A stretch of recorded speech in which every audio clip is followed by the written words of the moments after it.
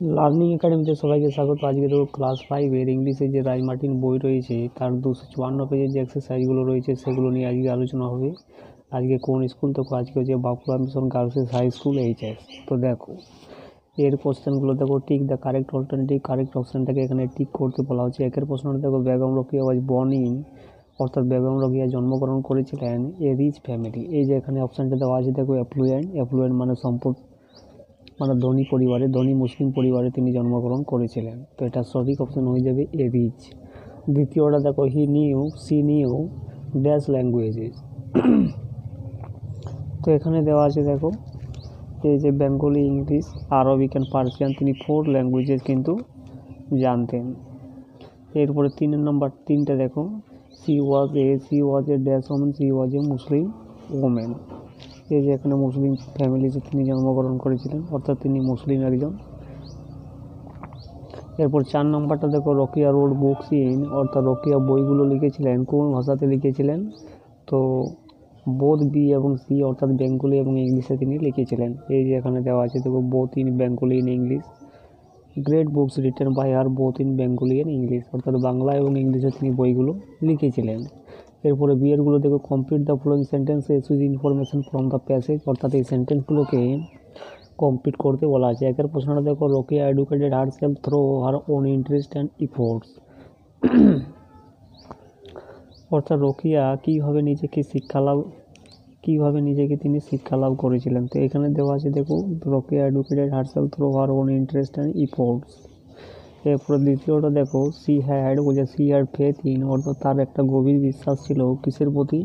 In women's power and proclaim that without the help of women a family can never stand, অর্থাৎ মহিলার পাওয়ারের উপর তার একটা বিশ্বাস ছিল এবং তিনি ঘোষণা করেছিলেন যে মহিলাদের সাহায্য ছাড়া একটা পরিবার কখনোই দাঁড়াতে পারে না। এই যে লাইনটা এখানে দেওয়া আছে দেখো,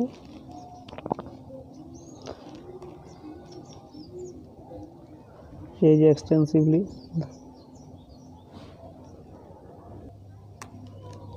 এই যে দেওয়া আছে দেখো, immense power and proclaim that without the help of a women a family can never stand.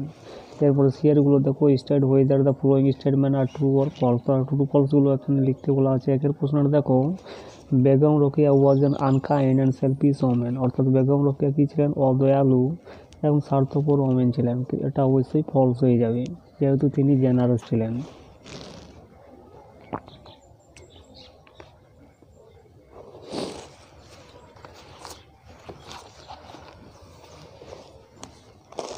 এরপরে দ্বিতীয়টা দেখো, Begum Rokeya never went to school, এটা অবশ্যই ট্রু হবে, যেহেতু তিনি বাড়িতেই পড়াশোনা শিখেছিলেন। এরপর তৃতীয়টা দেখো, Rokeya road briefly on the need for social reforms, অর্থাৎ রোকেয়া লিখেছিলেন সংক্ষিপ্তভাবে on the need for social reforms, অর্থাৎ সামাজিক সংস্কারের জন্য, প্রয়োজনীয়তার জন্য তিনি সংক্ষিপ্তভাবে কিছু লিখেছিলেন। এটা কিন্তু ফলস হয়ে যাবে। এরপর ডি এর প্রশ্নগুলো দেখো, অ্যান্সার দ্য ফলোয়িং কোয়েশ্চেন, নিচের প্রশ্নগুলির উত্তর এখানে করতে বলা আছে। একের প্রশ্ন দেখো, what did Rokeya right against, অর্থাৎ বেগম রোকেয়া কিসের বিরুদ্ধে লিখেছিলেন? উত্তরটা এইভাবে লিখবে দেখো, Rokeya rose against social injustice and the restriction suffered by women. এবারে দ্বিতীয়টা দেখো, what did Begum Rokeya learn at home, অর্থাৎ তিনি বাড়িতে কী শিখেছিলেন? Begum Rokeya learn Arabic and Persian at home, অর্থাৎ আরবিক এবং পার্সিয়ান তিনি বাড়ির মধ্যেই শিখেছিলেন। এরপর ম্যাচটা দেখো, match the words in table A with their opposites in table B, অর্থাৎ অপোজিটগুলো দেওয়া আছে টেবিল বিতে, সেগুলো তোমাকে এখানে ম্যাচ করতে বলা আছে। কাইন্ডটা হয়ে যাবে কি? কাইন্ড মানে দয়ালু, ক্রুয়েলটা হয়ে যাবে নিষ্ঠুর, পোর মানে গরিব, যেটা হয়ে যাবে রিচ, অ্যাডভান্টেজ সেটা হয়ে যাবে কি? ডিসঅ্যাডভান্টেজ, রিমেম্বার মানে মনে করা, ফরগেট মানে ভুলে যাওয়া। এরপরে আনসিনটা দেখো,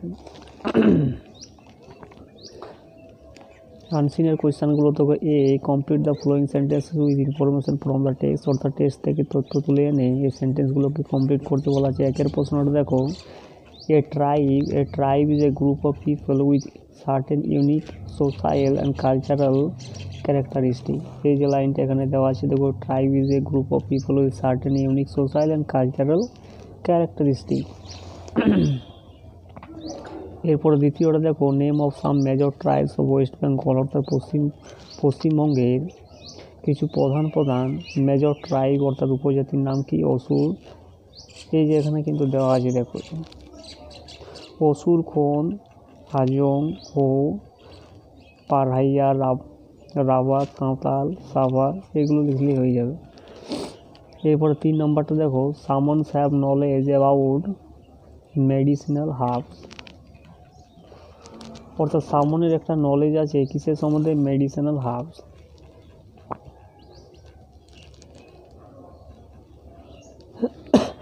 এই যে fascinating knowledge about medicinal herbs and plants.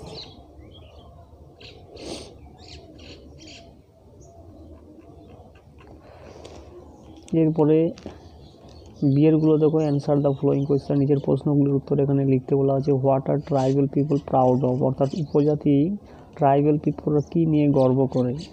তো এখানে দেওয়া আছে দেখো,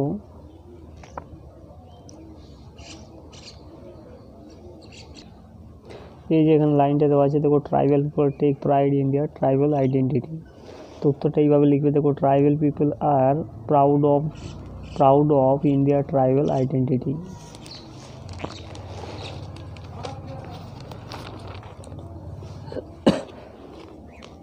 এরপরে দুইয়েরটা দেখো, হু আর সামন্স, ওই যে সামন্স কারা ছিলেন, তো কি লিখবে দেখো, সামন্স আর রিলিজিয়াস লিডার্স, অর্থাৎ ধার্মিক লিডার ছিলেন সামন্স।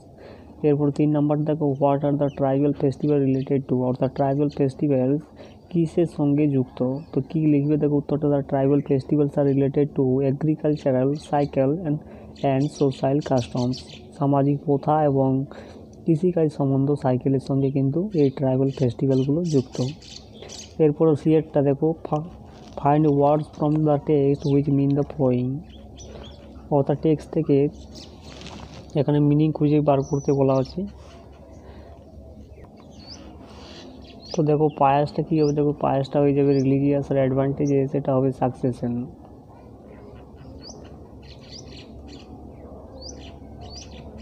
এরপরেরটা দেখো, গ্রামার অ্যান্ড ভোকাবুলারি 3 নাম্বার দেখো, choose suitable adjective from brackets to fill in the blank, অর্থাৎ সুটেবল অ্যাডজেক্টিভগুলোকে এখানে চুজ করতে বলা আছে। তো একটা দেখো, he is a good boy, সে একজন ভালো ছেলে। The Ganga is the largest, এখানে দা আছে, তাহলে কী হবে, superlative degree, longest river in India.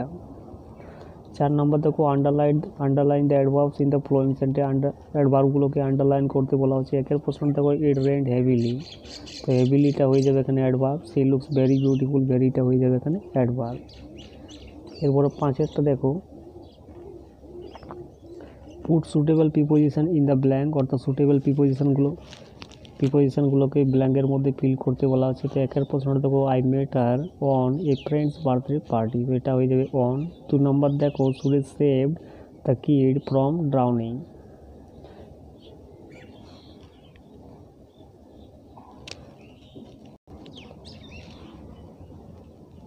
এরপরেরগুলো দেখো, fill in the blanks with suitable article দিয়ে এই ব্ল্যাঙ্কগুলোকে ফিল করতে বলা আছে। তো কী হবে, এডিএম অ্যান্ড আমব্রেলা।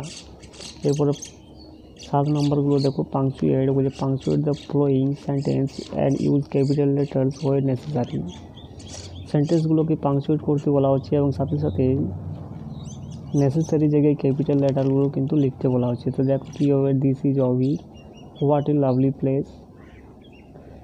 8 নম্বর দেখো, fill in the blanks with suitable verbs given in the bracket, অর্থাৎ সুটেবল ভার্ব দিয়ে এই ব্ল্যাঙ্কগুলোকে ফিল করতে বলা আছে। 1 নম্বর দেখো, time and Tide,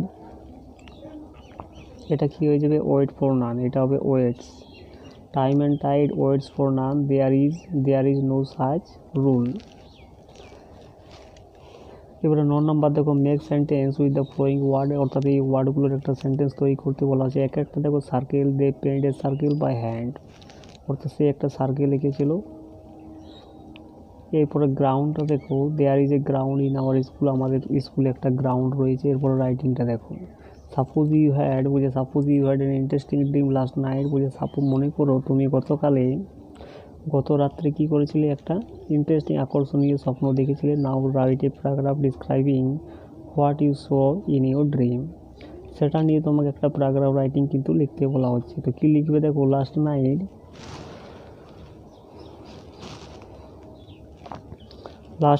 I had a dream that was so vivid and captivating যে গত রাত্রে আমি একটা স্বপ্ন দেখেছিলাম, যেটা কিন্তু সো ভিভিড অ্যান্ড ক্যাপটিভেটিং ছিল, that it felt like I was transported to an entirely, যেটা আমার কাছে মনে হয়েছিল যেন আমি ট্রান্সপার্টেড, অর্থাৎ কি যেন আমি পরিবর্তন হয়ে গিয়েছিলাম, to an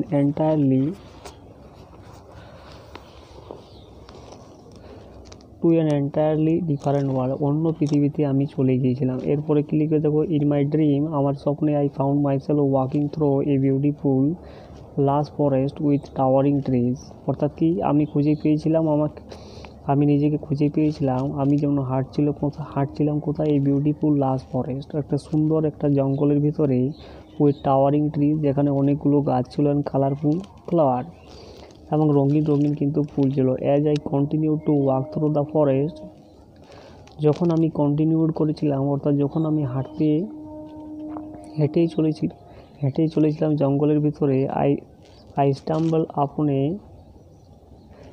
clearing with a crystal clear lake, অর্থাৎ কি একটা সুন্দর একটা কিন্তু হ্রদের আমি সম্মুখীন হয়েছিলাম। আই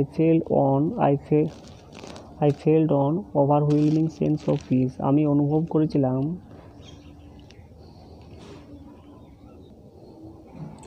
অর্থাৎ আমার একটা বিশাল একটা শান্তি কিন্তু আমি অনুভব করেছিলাম। As I stood at the edge of the lake, যখন আমি দাঁড়িয়েছিলাম ওই লেকের সামনে বা কিনারে, আই সাডেনলি নোটিস, আমি হঠাৎ করে লক্ষ্য করেছিলাম, এই ফিগার এমার্জিং ফ্রম ওয়াটার, একটা ফিগার, অর্থাৎ কি একটা মানুষ বা একটা অন্য কিছু জল থেকে উঠে আসছে।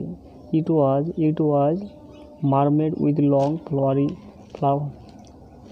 ফ্লাউইং হেয়ার অ্যান্ড শিমারিং স্কেলস, তার কি ছিল, লম্বা চুল ছিল এবং শিমারিং স্কেল ছিল। She greeted me with a warm smile, সে আমাকে স্বাগত জানিয়েছিল হাসির সঙ্গে, অ্যান্ড ইনভাইটেড মি, এবং আমাকে আমন্ত্রণ জানিয়েছিল to join in the water, এবং জলের ভিতরে আমাকে যুক্ত হতে কিন্তু আমন্ত্রণ জানিয়েছিল। আই টুক হার হ্যান্ড, আমি তার হাত ধরে নিয়েছিলাম, and together we dove into the refreshing water, এবং একসঙ্গে কিন্তু আমরা ওই রিফ্রেশিং, ওই তরতাজা ওয়াটারে, জলের ভিতরে কিন্তু আমরা ডুবে গিয়েছিলাম।